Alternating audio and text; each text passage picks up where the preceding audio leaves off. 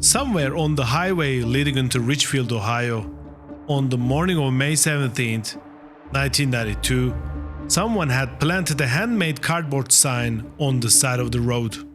It read, "Larry's last game, next right." Nobody from the Boston Celtics put it there. No journalist commissioned it, just some anonymous person with a marker and a piece of cardboard, telling the truth that everyone already knew, but nobody wanted to say out loud.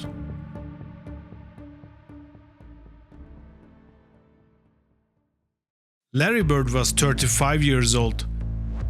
His back had been disintegrating for years. He had missed 152 games over the previous 4 seasons. And on this Sunday afternoon, his Boston Celtics were heading into Game 7 of the Eastern Conference Semifinals against the Cleveland Cavaliers, a team that had already beaten them 3 times in this series by 16 points or more. You'd recognize Bird that year by the Hawiian shirt. He wore it everywhere on the road, airports, press conferences, arenas.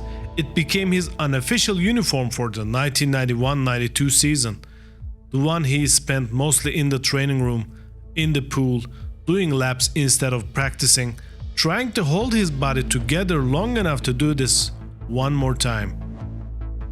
He had 163 playoff games behind him, 13 seasons of behind-the-back passes, and beat the buzzer shots and moments that made grown men weep in Boston Garden. And as his team bus pulled into Richfield, Ohio, there was that cardboard sign on the side of the road. Somebody already knew. The Boston Celtics dynasty that Bird built had been the gold standard of the 1980s, the defining rivalry with Magic Johnson's Lakers that made the entire decade feel like a stage built specifically for the two of them. But dynasties don't end in explosions. They end in slow erosion. By May 1992, the Big Three were past their physical peak. Robert Parish was 38 years old, the NBA's oldest active player. Kevin McHale was 34, a shadow of the low-post assassin who once made defenders look like furniture. And Bird, at 35, had played the entire season in survival mode, in that Hawiian shirt, managing pain that would have ended most careers already. The back had been the story for 2 years. He'd had heel surgery in 1988, then the spine, bone spurs so severe that he spent entire stretches of 1991-92 in the swimming pool, doing laps instead of practicing, trying to keep the body functional through water therapy when the court itself had become a place of suffering. He missed 37 regular season games.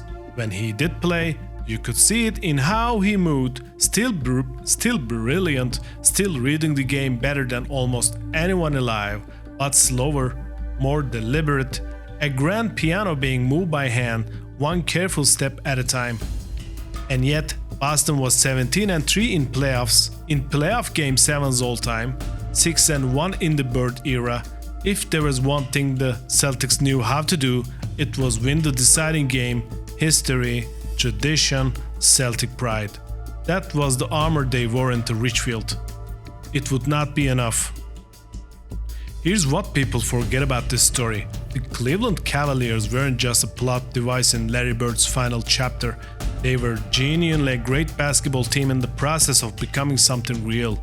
Coach Lenny Wilkens, Mark Price, one of the best pure point guards in the league, Brad Daugherty, the number 1 overall pick in 1986, now a legitimate franchise center, Larry Nance, Hot Rod Williams off the bench, and Craig Elo, yes, that Craig Elo, still out there, still competing.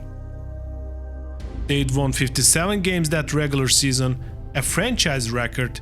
They'd knocked out New Jersey in the first round, and now here they were hosting a Game 7 against the Boston Celtics, a team that had eliminated them from the playoffs twice before. The last time Cleveland had been to the Eastern Conference Finals was 1976, and who had beaten them then? The Boston Celtics, in 6 games. This wasn't just basketball for them.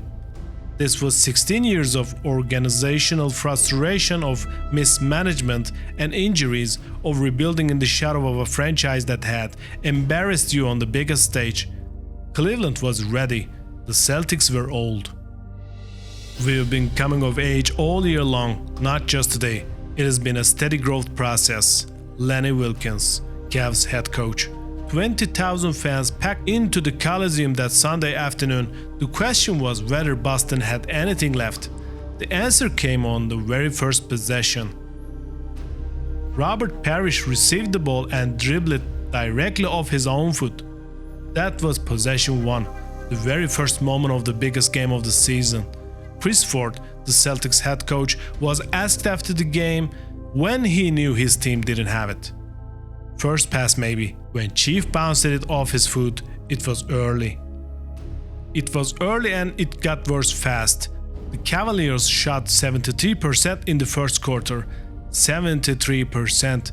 Mark Price had 7 points before the game was 3 minutes old.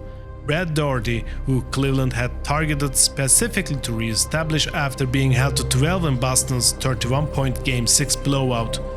Daugherty was a freight train. 12 points in 8 minutes. 11 of the Cleveland's first 19 points came in transition. Daugherty catching passes and rattling the rim on dunk after dunk in the open floor. After 8 minutes, Cavaliers 27, Celtics 12. After one quarter, 35-21. When the floodgates open like that, water keeps flowing through. After a while, we couldn't make a layup or get a loose ball or anything. Kevin McHale. There was one moment, where hope flickered. Reggie Lewis, who had been invisible for nearly 18 minutes, finally woke up and sparked a 10-3 run that cut the deficit to 55-45. The building went quiet for just a second, maybe the old magic. Then Mike Sanders hit one of what a columnist called his ridiculously looking jump shots. Cleveland scored 16 of the next 19 points. By halftime, Cavaliers by 18. In the third quarter, Cleveland pushed the lead to 24, then 26, then 27. The game was over, and the Cleveland public address announcer decided this was the perfect time to invite fans to stay after the game to watch the next Bulls matchup on the big screen because, and this actually happened, the winner will be taking on the Cavaliers in the Eastern Conference Finals, the Coliseum PA announcer, while the Celtics were still on the floor. The Boston Celtics were still on the floor. Normally, they would have taken major offense to that kind of gamesmanship. On this day, they were too stunned to notice. Final score: Cleveland 122, Boston 104. The Celtics trailed by 10 or more points for the final 41 minutes and 50 seconds of their season. They never got closer than 17 in the second half. Now, let's talk about the man whose shadow hung over the whole afternoon. Larry Bird had actually hit the Celtics' first basket of the game, a mid-range jumper from the top of the key. He looked determined. He looked, for just a moment, like the version of himself who had always risen when everything was on the line. The guy who wanted the ball when the season was hanging in the balance. Then Mike Sanders happened. Coach Lenny Wilkens had assigned Sanders, a journeyman, a cast-off picked up from the Indiana Pacers, specifically to Bird. The game plan was simple: get in his face and deny him the ball, make him work for every single touch. Larry Nance explained it afterward. It was a smart move on the coach's part to put Sanders on Bird, and a good move on Mike's part to pull it off. One columnist described it with an image that stuck ever since. Sanders was pressed against Bird like they were slow dancing in a high school gym. Bird finished with 12 points, 5 rebounds, 4 assists, 9 shots in 33 minutes. Not the kind of performance that had defined his entire career. Old Faithful silenced. And here's the number that tells you everything about what this day actually was. The big three, Bird, McHale, Parish, combined for 29 points in a Game 7 of a conference semifinal. 29. Brad Daugherty scored 27 by himself on 9 of 11 from the field and 9 of 11 from the line. Robert Parish finished with 2 points and 3 rebounds in 21 minutes. Ford sat him down for good with nearly a full quarter still to play. Parish didn't talk to reporters afterward.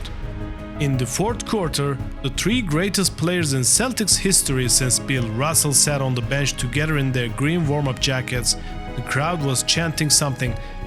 At first, it sounded like Larry, Larry, but they weren't chanting for Bird, they were chanting for Brett Daugherty. Somewhere in that moment, though none of them knew it yet, the Larry Bird era of Boston Celtics was ending. Not with a banner raise, not with a final shot from the corner, but here on a bench in Ohio with a crowd singing goodbye. After the game, Larry Bird stood in the locker room in that Hawaiian shirt, facing a wall of reporters, and they asked him the only question any of them actually cared about. Will you be back?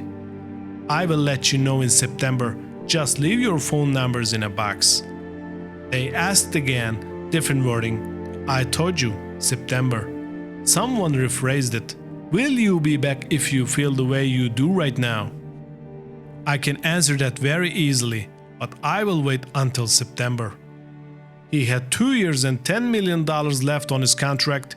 He would go to Barcelona that summer, the dream team, the greatest collection of basketball talent ever assembled.